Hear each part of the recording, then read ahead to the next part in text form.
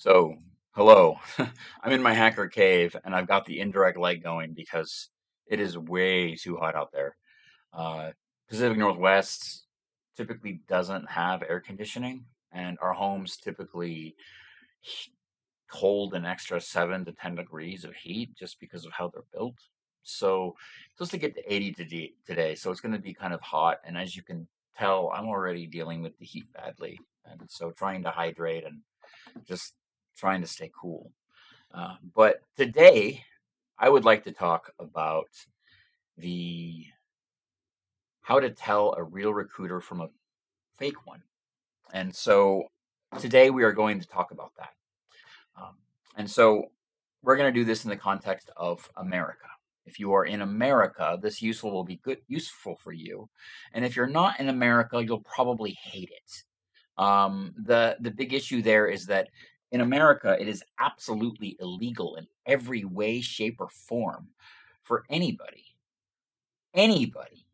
who is not an American citizen or who otherwise holds a work visa of some kind to work in staffing of any kind. And I know what you're thinking. You're thinking, oh, wait, what about all those recruiters that hit me up on LinkedIn that have profiles from India and Canada and so forth? Well, it turns out every single one of them is a criminal. Every single one of them is an imposter. And every single one of them is trying to take advantage of you. Because it turns out that the American government, the federal government, actually stated that what they're doing is illegal. And they did that a long time ago. It turns out that there's the Immigration and Nationality Act of the United States, and it explicitly makes illegal employing anybody for any kind of HR function or employment function or any employment of any kind. I'm being explicit here. It's not just hiring or HR or staffing. It's literally any kind of employment. They are not allowed to hire these people for the roles they claim to be in.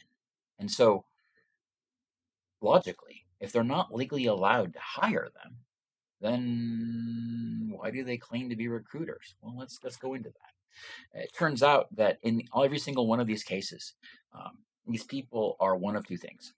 They're either fully aware that they're breaking the law and they just don't care because they're outside of a legal jurisdiction that they know that can't be touched by American at all. Like, they know they can't be sued, they know they can't be thrown in jail for violating our laws, etc. So they're scammers, effectively.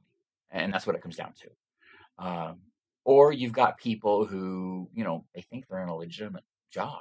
Like they might have partially legitimate work history for other companies doing that role, but they're being placed in a role that is actively illegal and being asked to do illegal things by their current employer simply because their current employer views that as more profitable for the company and because that employer does not care about the person that they've hired illegally into the staffing role to act as a sourcer or recruiter or whatever illegally in violation of these federal laws.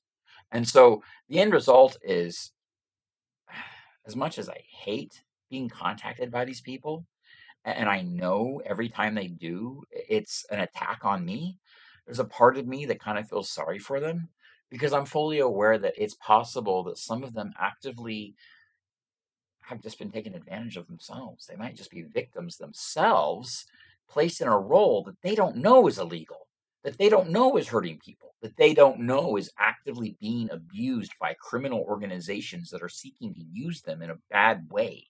And so the end result is that whenever I interact with these people, I don't know how to respond. And I try to be kind, but I get the feeling that maybe I haven't been in the past. It just comes down to if they're contacting me and their profile says they're outside the United States, I know they can't legally be in the role that they say they're in. So I know they're a fraud and I know they're a fake, which means I don't want to interact with them because I feel unsafe.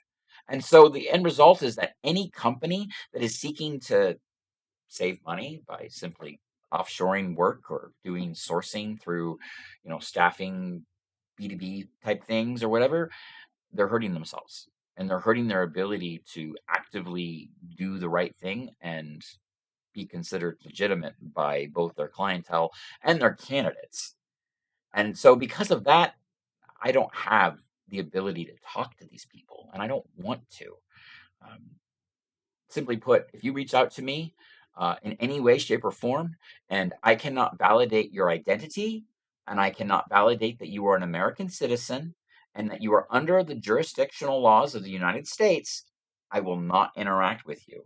I will not talk to you, and I will probably block your account because I know that you're up to crime, and I can't trust you because of that.